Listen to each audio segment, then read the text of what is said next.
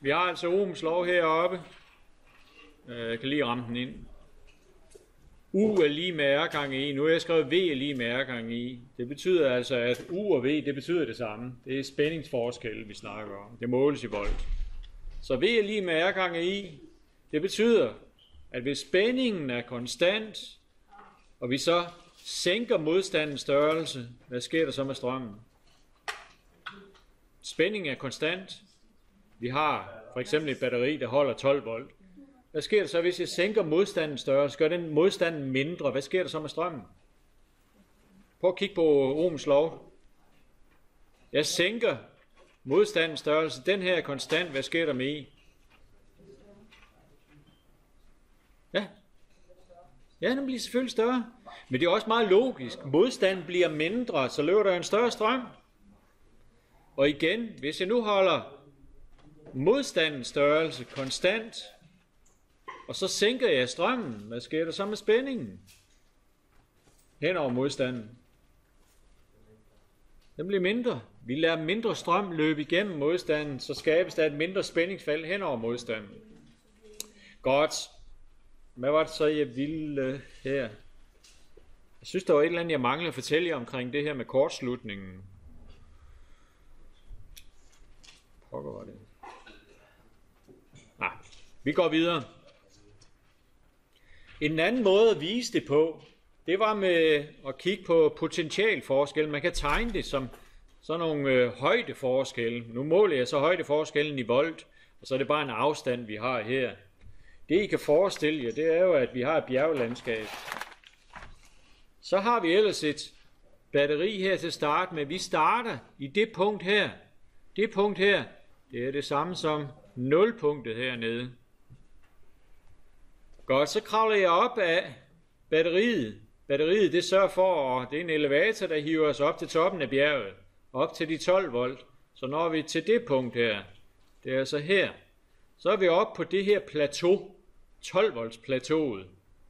Så møder vi en modstand. Nu er det jo et kredsløb, der løber en strøm på 2 ampere. Det kan vi hurtigt regne ud. Det er 12 volt divideret med 2 ohm plus 4 ohm, det er 6 ohm, det giver 2 ampere.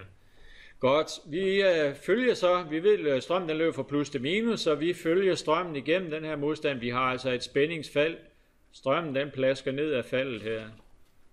Hvor meget falder den så? Jamen det var 2 ampere gange 2 ohm. Ohms lov igen.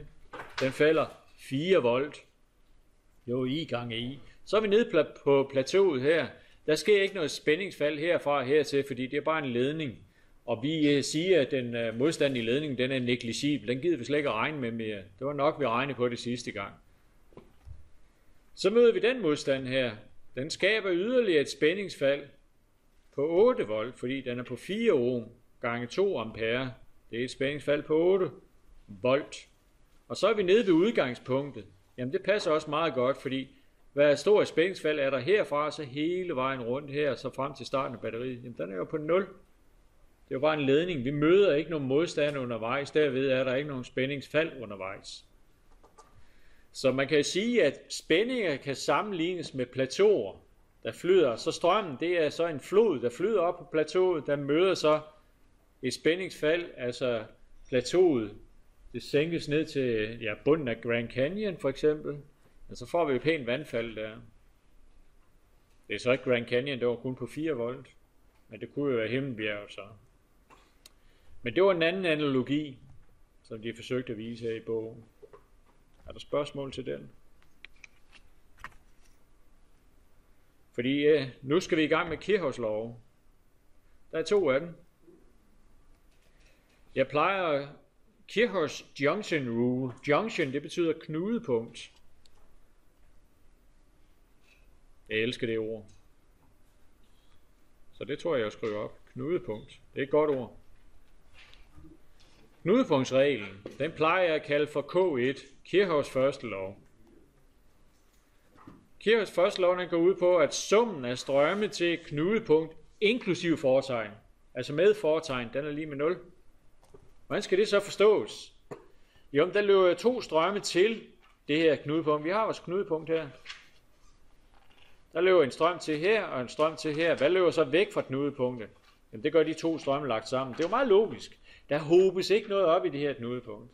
Sådan ville det også være med vandrør. Der løber en mængde vand ind her og her, så må der jo løbe de to lagt sammen ud af røret. Men vi regner så med, at når det løber til et knudepunkt, så er det positivt plus. Og når det løber væk fra, så er det minus. Okay, jamen så hvis jeg nu følger den her regel herop, så må det være I1, den må være positiv, den løber til knudepunktet. I2, den er også positiv. Den, der løber til her. Og så det, der løber fra, det var minus. Det løber fra. Og jeg skal lige huske at sætte en parentes om. Det var så I1 plus I2. Det skal være lige med 0. Det er det jo også. Er det ikke? Minus I1. De går ud med hinanden, og de går ud med hinanden. Altså simpel matematik. Den går ud med den går ud med den. Så vi har, at 0 er lige med 0. Det er sandt. Så junction rule passer meget godt. Altså strøm, der løber til et knudepunkt, regnes positivt. Strøm, der løber væk fra et knudepunkt, regnes negativt. Husk det. Alle strømme lagt sammen indtil et knudepunkt er lige med 0. Det er Kirchhoffs første lov. Så er der Kirchhoffs anden lov. Den er så ikke tegnet her. Men Kirchhoffs anden lov, den siger, at summen af spændinger rundt i en sløjfe er lige med 0. Lad mig skrive det op. Summen af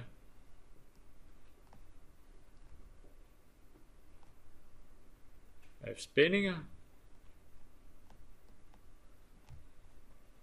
rundt i en sløjfe er lige 0. Hvad pokker er en sløjfe? Jeg har ingen sløjfer på mine sko, så jeg kan ikke finde ud af at binde sådan nogle. Men skal vi ikke prøve at få tegnet sådan en? Så nu tegner jeg et kredsløb her.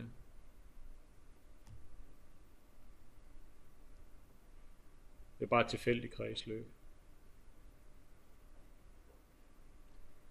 Er der nogle sløjfer her? Nu vil jeg kalde den for R1, og den her for R2, og det her det er en elektromotorisk kraft. Har vi nogle sløjfer her? Og i så fald, hvor mange er der?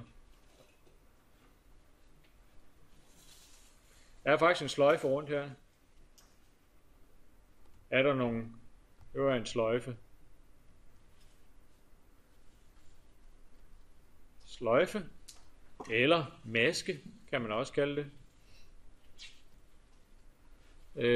På engelsk, loop.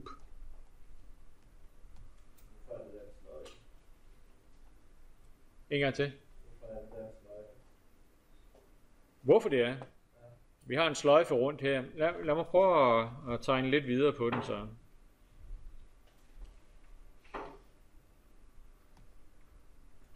Har vi nogle flere sløjfer nu? Der er faktisk en sløjfe her også. Og der er en stor sløjfe her. Sløjfe, det betyder bare, det er nogle steder, strømmen kan løbe. Der er altså en mulighed for, at strømmen kan løbe rundt her, her og i den store sløjfe.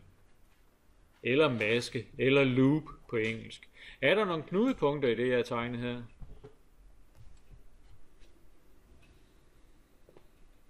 Ja. Ja. Hvor? Der. Ja.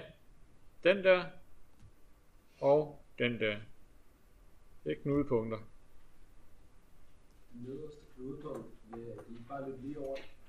Eller kan de godt løbe opad? Strømmen den kan også løbe opad her, eller løbe lige over. Den kan godt løbe opad her. Eller der kan komme noget til. Men der er i hvert fald 3. Altså når der er mere end 2 ledninger til et knudepunkt, så har vi et knudepunkt. Det lød lidt mærkeligt. Men I forstår, hvad jeg mener, gør I ikke? Hvad hedder et knudepunkt på engelsk? Ja.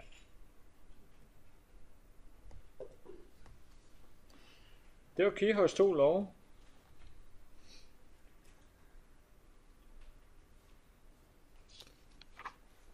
Var der ikke mere der?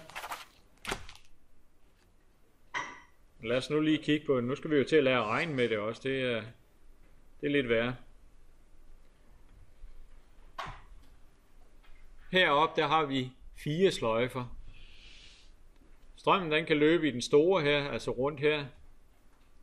Strømmen den kan også løbe rundt her, i den sløjfe her. Den kan løbe ind i den her sløjfe, den kan også løbe i den her sløjfe.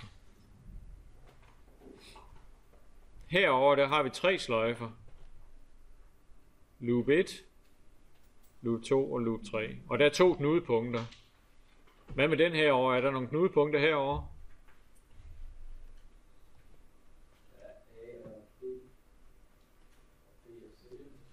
C og D. Hvad med E og F? Nej. Herover, hvad er der knudepunkter? Ikke C og D? Nej. Det var det der med, at der skal være mere end 2 ledninger, der går til et knudepunkt. Ellers er det ikke et knudepunkt. Godt. Når vi snakker sløjfe, så skal vi jo snakke om, det var summen af spændinger rundt i en maske, eller sløjfe, eller loop, vi snakker om. Hvis vi skal regne summen af spændinger, så skal vi jo regne rundt, og så lægge alle de her spændinger sammen, vi møder rundt i vores sløjfe. Det vil sige, hvis jeg starter i punkt F her, så rejser jeg rundt her. Jeg har valgt den her rejseretning i toeren her. Vi skal altså vælge en rejseretning, før vi går i gang med at bruge Kæros anden lov. Så jeg starter i punkt F, og så rejser jeg ellers rundt. Jeg møder punkt A her, og så møder jeg et spændingsfald eller stigning her. Jeg ved ikke, hvilken vej strømmen løber. Det er man næsten nødt til at finde ud af. Og så rejser jeg hele vejen rundt, til jeg når tilbage til udgangspunktet. Alle de spændingsfald og stigninger, jeg har mødt undervejs, dem lægger jeg sammen, og det skal helst give 0. Eller det skal give 0, det siger Kirchhoffs anden lov. Det er den måde, vi bruger det på. Så skal vi lære nogle konventioner, så når vi rejser rundt. Når vi rejser rundt, så vil det være en positiv spænding, hvis vi kører fra minuspolen til pluspolen. Det har vi allerede snakket om. Hvorimod, hvis vi rejser fra pluspolen til minuspolen, jamen, så har vi en spændingsfald, når vi snakker elektromotorisk kraft. Når vi snakker om spændingsfald hen over modstanden, så skal vi tænke på, hvilken vej strømmen den løber i forhold til vores rejseretning. Jeg rejser den modsatte vej af strømmen, det vil sige, at jeg kravler imod strømmen. Prøv at forestille jer vandfaldet igen. Jeg kravler imod strømmen, det vil sige, at jeg står nede ved bunden af vandfaldet og skal kravle op, og har vi så en positiv eller negativ spændingsstigning? Der kommer jeg til at sige det. Positiv eller negativ spænding?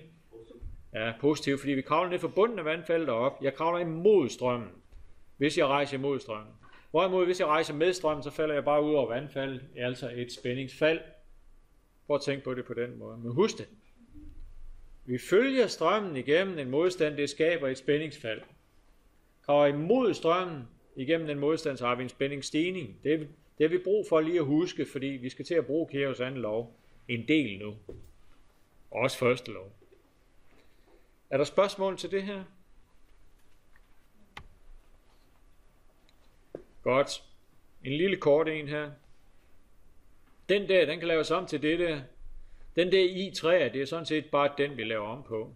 Den laver jeg om til I1 plus I2. Må jeg godt det? Ja, fordi jeg bruger junction rule. Det er også Kirchhoffs første lov, jeg bruger. Der løber I1 og I2 til, det må betyde, at der løber I1 plus I2 væk fra os. Det var meget logisk egentlig, altså. Det var meget logisk.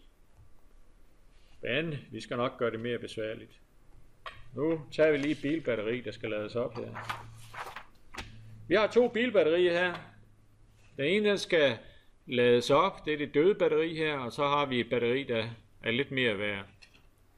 Hvis jeg nu skal tegne det skematisk op, så vil det se sådan her ud. Altså vi har det gode batteri, det har en elektromotorisk kraft på 12 volt, det har en indre modstand på 2 ohm, hvorimod det døde batteri, der er den elektromotoriske kraft faldet helt til 4 volt, og den indre modstand er steget til det dobbelte. Så regner jeg også med, at der er en lille modstand i de kabler, vi bruger her. Det er godt nok nogle dårlige kabler med så stor modstand. Jeg ville smide dem ud. 3 ohm i sådan en laderkabel der, det er altså voldsomt højt. Det er lige til at smide ud. Men lad os prøve at regne på det alligevel. Jeg går videre til næste. Vi skal lige have defineret noget. Det får jeg også brug for i opgaven. Hvis jeg skriver VAB, så definerer vi det som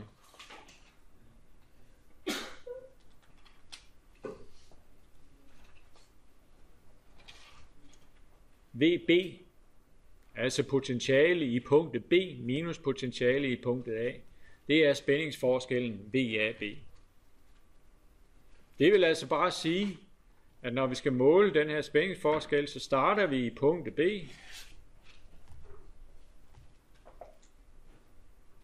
og så spacerer mod A.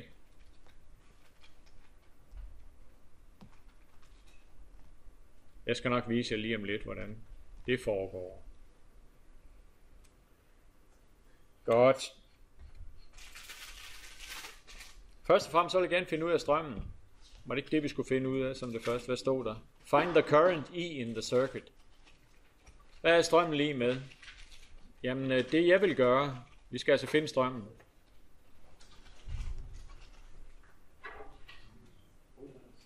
Vi laver en K2.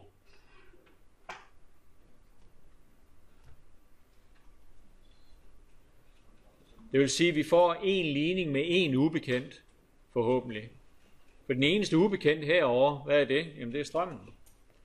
Så vi laver lige en K2. Jeg har valgt at rejse mod ud og rundt, men jeg skal også lige vælge et startpunkt. Vi kan jo bare starte i punkt A. Godt. Jeg rejser altså den her vej. Det første jeg møder, det er en 4 ohms modstand. Jeg følger strømmen igennem. Er det positiv eller negativ?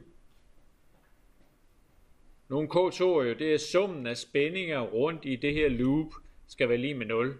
Det får jeg jo en ligning ud af. Det er minus, ja, fordi jeg følger strømmen igennem de 4 ohm, så det er minus I gange 4. Nu gider jeg ikke at skrive ohm. Jeg er lidt doven anlagt. Så spændingsfald henover her, det er altså på I gange 4, hvor strøm gange 4 ohm. Ohms lov.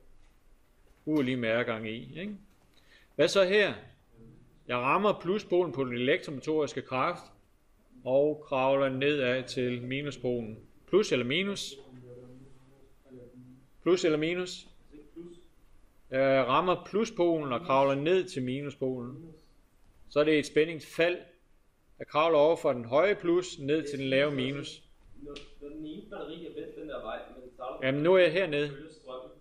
Jeg er hernede. Den batteri ikke være vendt om, så plussiden sad over på den anden side. Pluspolen på batteriet der her. Og pluspolen på det andet batteri er også her.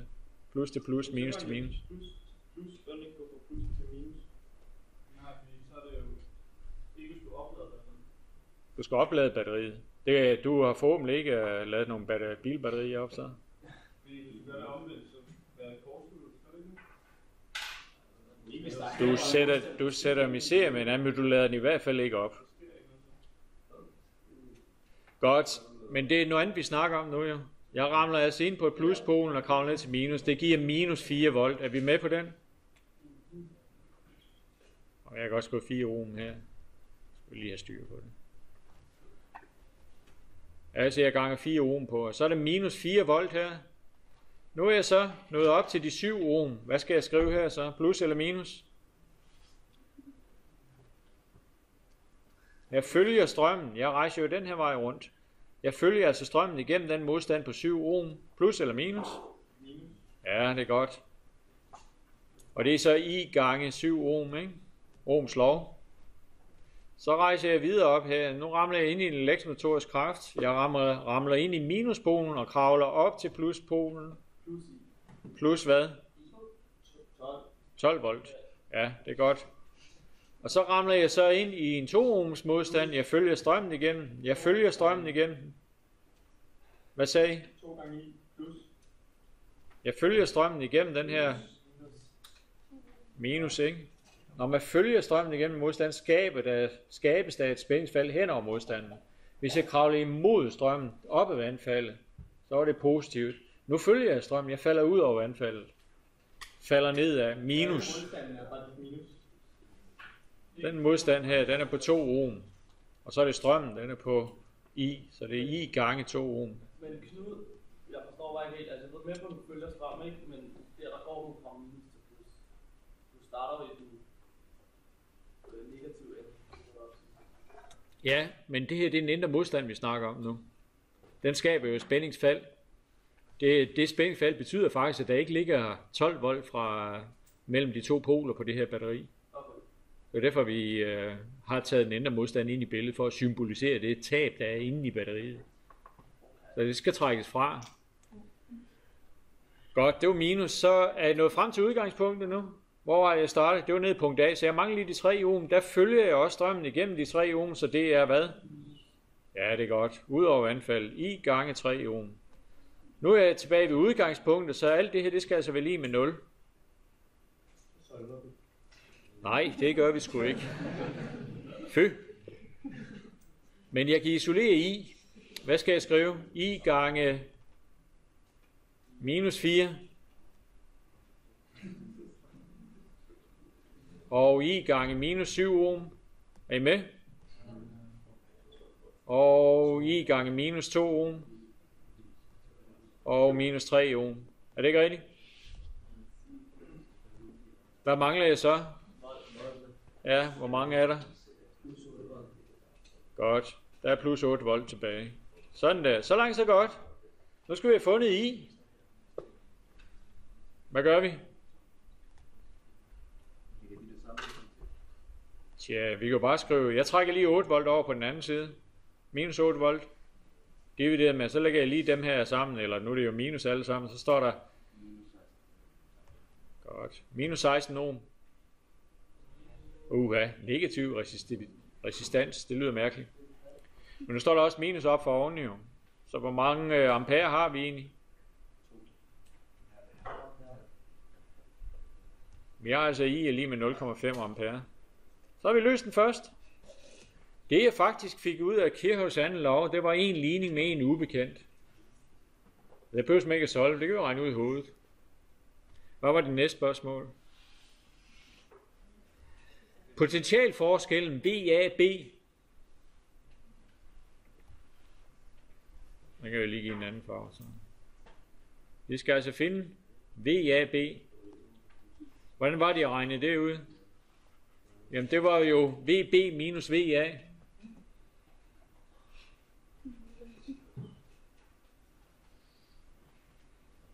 Så hvad gør jeg? Jamen vi starter i B og spacerer mod A. Okay, så gør vi det. Vi starter altså her, og så spacerer vi mod A. Punkt A. Men der er jo 2 veje, jeg kan vælge her. Nå, det er sådan set ligegyldigt, hvilken vej vi vælger, men lad os prøve at lave begge 2. Vi starter i punkt B, og så spacerer vi op mod A, og vi tager den øverste vej. Vi skal altså herfra, og så herop til. Så det første jeg møder, det er den der, plus eller minus? 12 volt, godt. Og så møder jeg den der, jeg følger strømmen igennem den der, plus eller minus? Hvor meget? 2. Jo, 2. Ja, okay. Jeg skriver det lige op. Hvor vi har jo fundet I, det var på en halv ampere.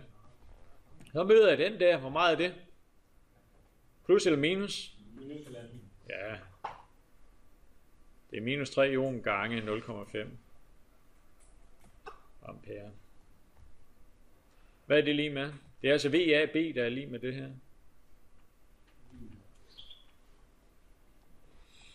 Ja, hvad havde vi der?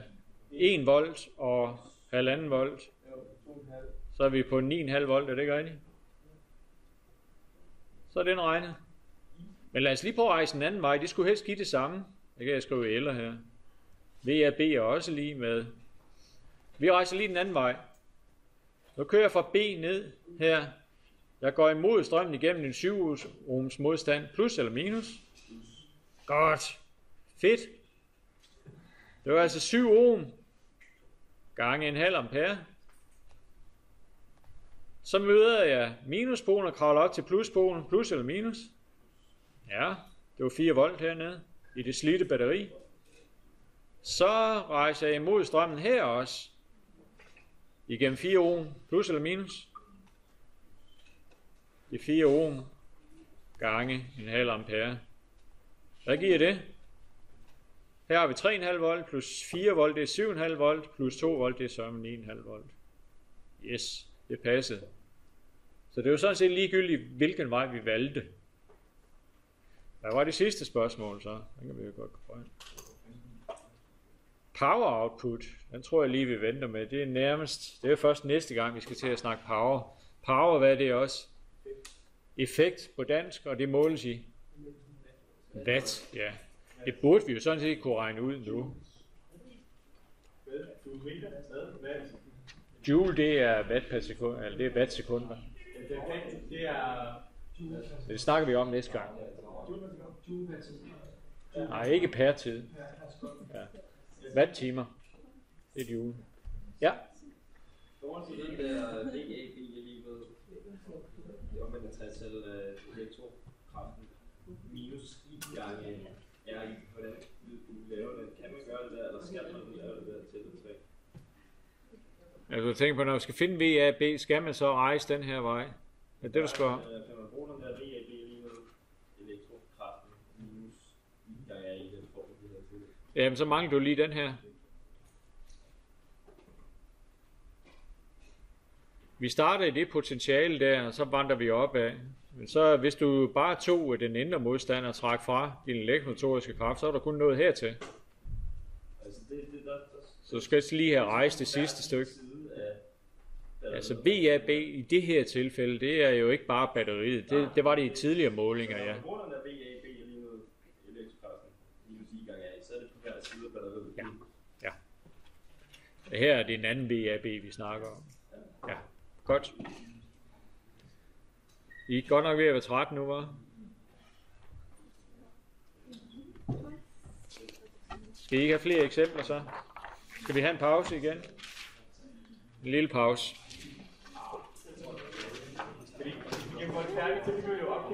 Okay, vi gør det færdigt så. Det var heller ikke så længe nu. 3 slides tilbage. Kan I godt klare 3 slides mere? Godt. Så gør vi det.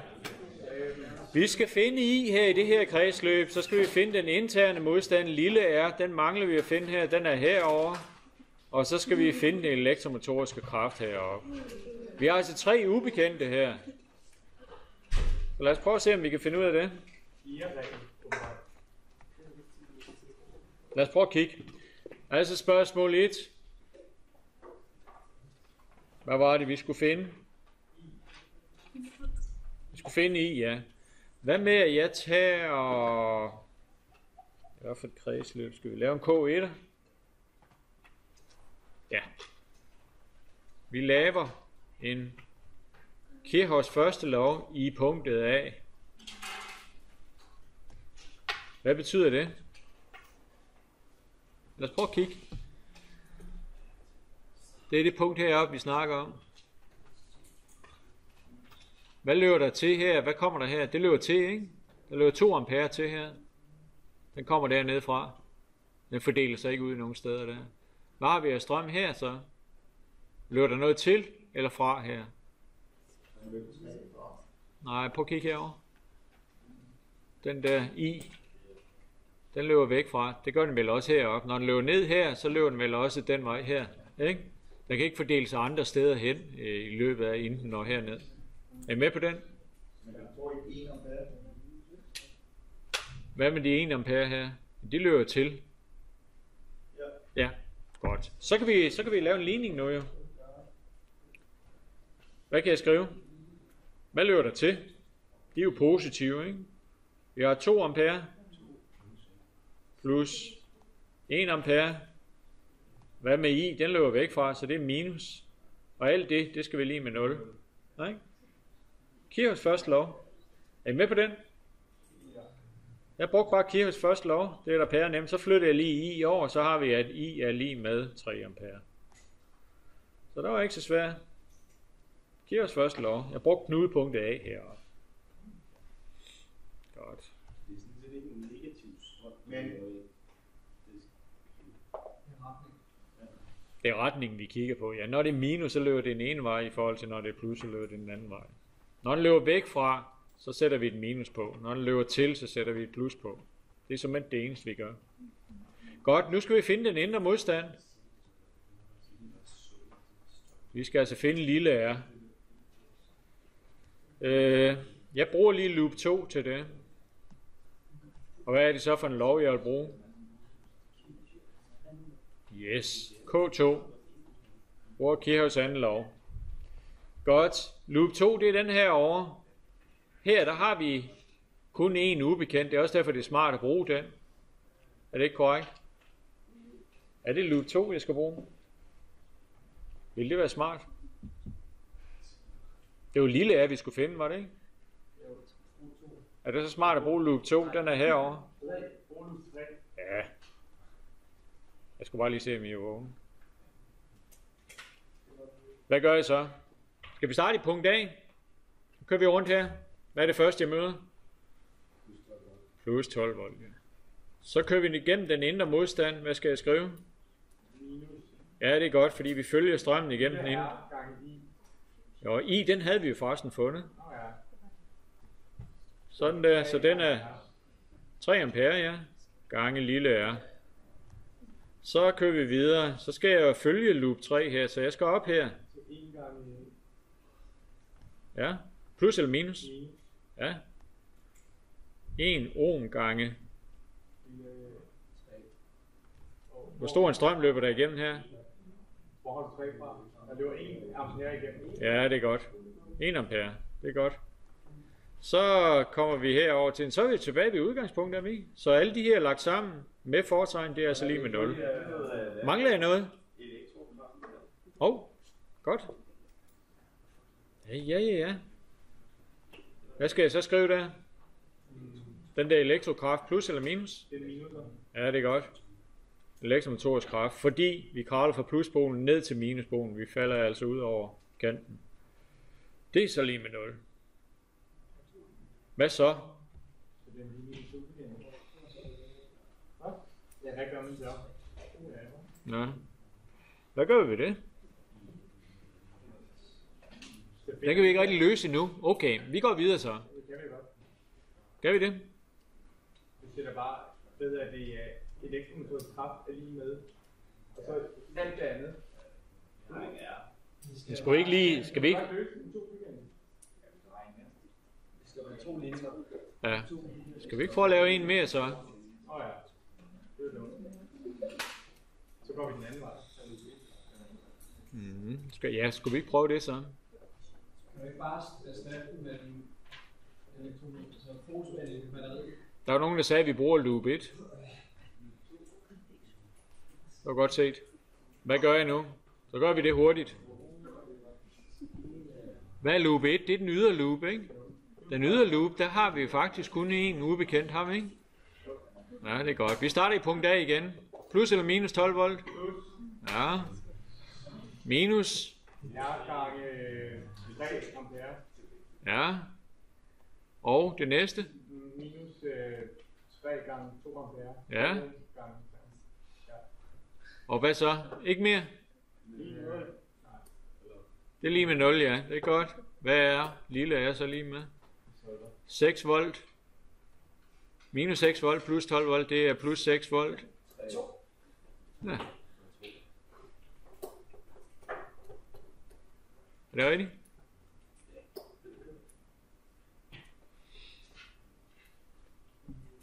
Så langt så godt. Hvad mangler vi at finde? Det var en elektromotorisk kraft.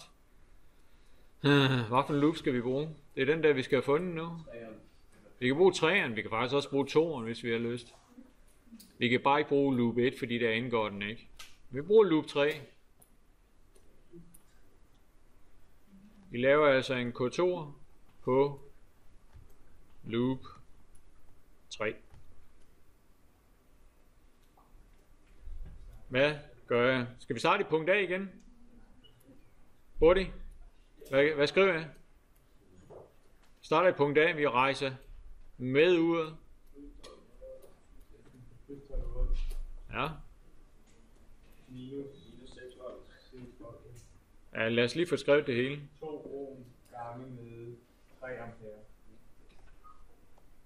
Ja. Er det minus eller plus? 1 gange 1. 1 ampere gange 1 ohm. Plus eller minus? Minus den elektromotoriske kraft. Ja, det er lige med 0. Så er vi tilbage ved udgangspunktet, ikke? Så får vi, at den elektromotoriske kraft, den er lige med, det var 12 volt minus 6 volt. Det er så nede på 6 volt minus en volt mere.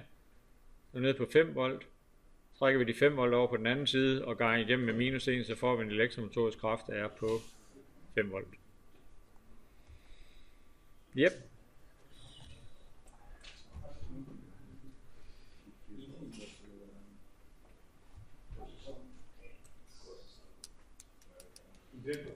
Har I lyst til at lave den her? Det kaldes en Wheatstone-bro. Den er rigtig god til at måle strømmen, der går ind, altså i træ.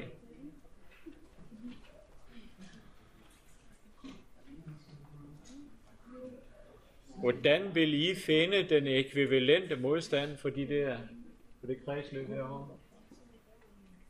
Ud fra det, jeg lærte indtil nu.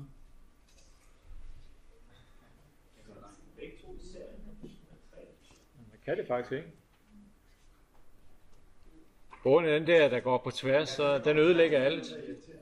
Ja, den er ret irriterende. Den der. Hvordan kunne vi så finde den? Den ekvivalente modstand. Bare ved at bruge Ohms lov. Men nu hvis vi kendte strømmen igennem hele det der kredsløb. Jeg vil det ikke, fordi og vi har spænding henover os. Ja, så bruger vi Ohms lov, så har vi også fundet en ekvivalent modstand. Skal vi prøve det, eller trænge I til? Og slippe for den. Er det en del af det, vi skal bruge for at lave opgaven? Nej. Men vi kommer til at skal lave 3 ligninger med 3 ubekendte. Skal vi ikke stoppe her? Jo. Lægger du det der op nu? Jeg lægger det op, ja. Nej.